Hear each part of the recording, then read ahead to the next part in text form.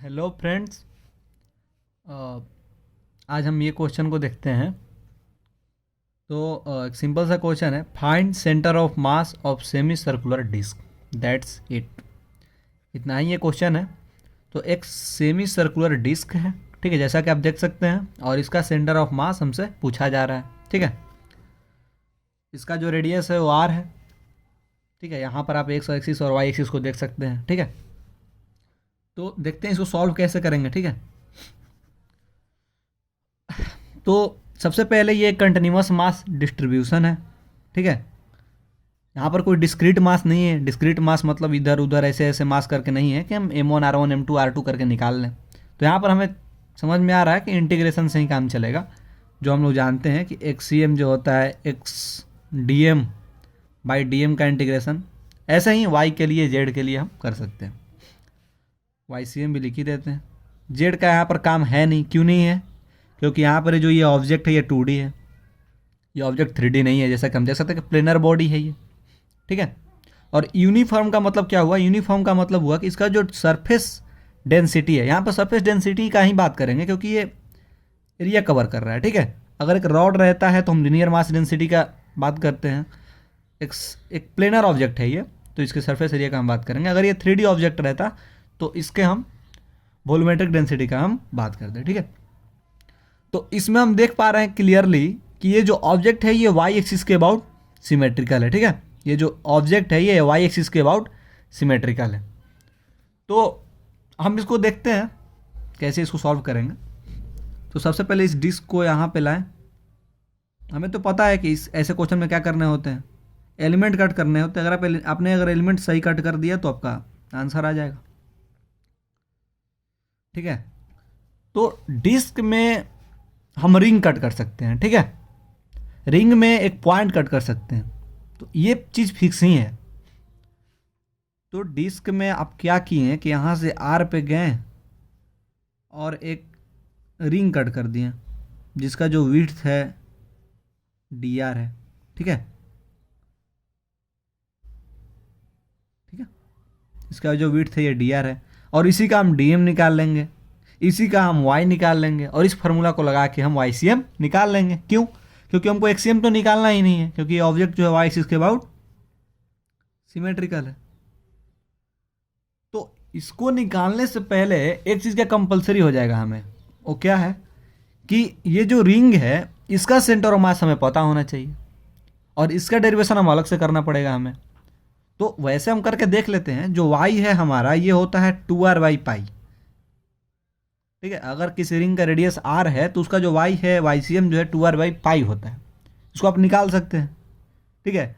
ये एक मेथड है जो हम लोग जनरली फॉलो करते हैं जेईई के सिलेबस में कि ऐसे करना होगा। इसको हम एक दूसरे मेथड से भी देखेंगे जो कि यूनिक है, मतलब उसमें ये नहीं लगाना होगा, तो उसको देखेंगे। पहले ऐसे करके देखते हैं। तो जो हमारे पास YCM है ये आ जाएगा YDM। तो पहले इसका DM निकाल लेते हैं। तो DM कितना हो जाएगा? सिग्मा टाइम्स इसका एरिया। तो इसका एरिया देखिए, ये जो इसका जो पेरीमीटर ये हो जाएगा πr, क्योंकि पूरा होता है 2πr, तो ये आधा है तो πr, और इसका विड्थ जो है dr। तो एरिया क्या हो जाएगा? लेंथ टाइम्स ब्रेथ, या फिर विड्थ बोल सकते हैं। ये DM आ गया, बस दैट्स इट। तो YCM जो हमारे पास कितना आ जाएगा? YDM, तो 2r/पाई, और DM कितना आ जाएगा? Sigma πr dr। इसका इंटीग्रेशन कहाँ से कहाँ तक? r वेरिएबल है यहाँ पर ना, तो 0 से r, 0 से r बढ़ते जा रहा है ना ये, और बाई में टोटल मास। और सिग्मा को मास के फॉर्म में भी लिख सकते हैं। कैसे? Sigma equal to m by total area ना। तो सिग्मा क्या होता है? सरफेस मास डेंसिटी, मतलब मास पर यूनिट एरिया। तो मास हो गया पूरा इसका m लेट से, और इसका एरिया कितना हो जाएगा? πr² पूरे सर्किल का होता है, ये आधा है, πr²/2, तो 2 चला जाएगा ऊपर। इस चीज़ को हम यहाँ पर यूज कर लेंगे। तो हमारे पास जो है YCM में कितना आ जाएगा? 2 सिग्मा पाई कट गया r² dr, ठीक है, r² dr, और बाई में m 0 से r, ठीक है। तो YCM हमारे पास आ जाएगा, कितना आ जाएगा? 2 sigma by m r square d r का इंटीग्रेशन हो जाएगा आर क्यू बाई 3, क्योंकि एक्स की पावर एन डी एक्स का इंटीग्रेशन होता है एक्स की power n plus one by n plus one. तो आर क्यू बाई 3 और लिमिट रखेंगे 0 से आर, ठीक है। तो आर क्यू बाई 3, और माइनस में 0 ही होगा तो उसको लिखने का कोई मतलब नहीं बनता है। और सिग्मा को हम यहाँ पे रख देते हैं, कितना आ जाएगा, यह आ जाएगा 2 इंटू सिग्मा है 2m by pi are square, और नीचे में 3m तो था ही, और इंटू में आर क्यू।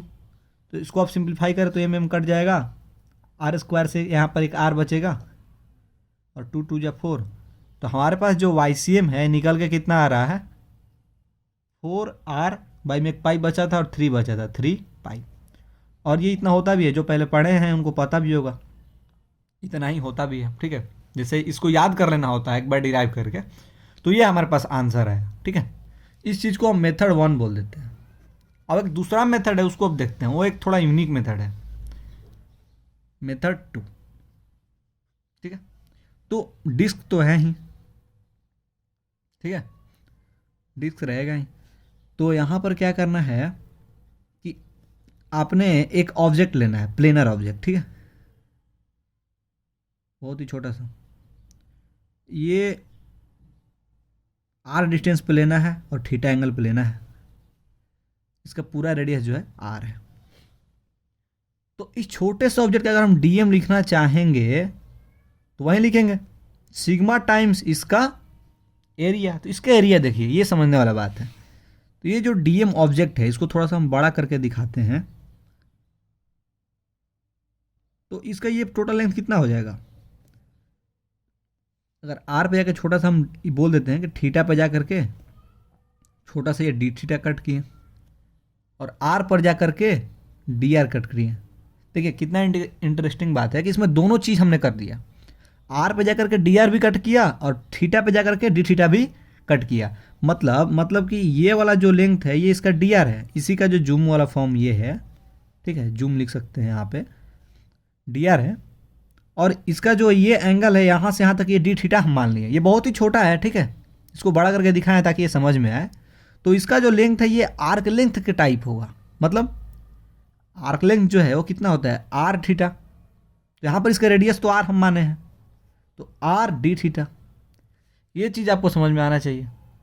डी आर इसका विड्थ है क्योंकि आर पे जाकर डी आर कट किए हैं, और आर डी थीटा इसका ये आर्क लेंथ है। ये स्ट्रेट लाइन दिख रहा है, ठीक है, और स्ट्रेट लाइन इसको मान सकते हैं क्योंकि बहुत ही छोटा है। और जो हमारे पास जो आर्क होता है इसको अगर बहुत जूम कर दें, हम बहुत ही जूम कर दें, तो ये जो पार्ट है कहीं ना कहीं स्ट्रेट लाइन ही हो जाता है। तो ये जो लेंथ है ये कितना हो जाएगा आर डी थीटा, और ये डी आर। तो डी एम हम लिख लेंगे कितना, sigma times D A, sigma होता है ना सरफेस मास डेंसिटी, अभी हमने पहले डिस्कस किया। तो डी एम कितना हो गया, d m sigma d A कितना हो जाएगा, देखिए डी ए है इसका लेंथ इंटू ब्रेथ, ये एक रेक्टेंगल टाइप है, तो लेंथ इसका आर डी थीटा और ब्रेथ जो है डी आर, ठीक है। ये एक यूनिक चीज़ था इसमें करने वाला।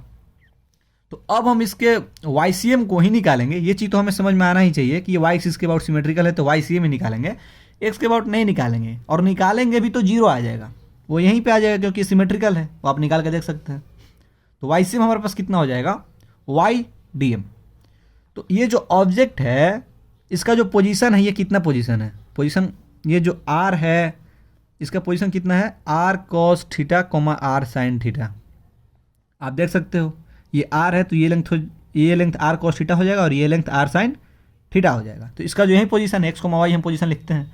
तो यहाँ पर केवल y कोऑर्डिनेट को हम लिखेंगे क्योंकि हमने YDM निकालना है, क्योंकि YCM इक्वल टू YDM होता है, y में मास होता है टोटल, और इंटीग्रेशन ऑफ DM भी बोल सकते हैं।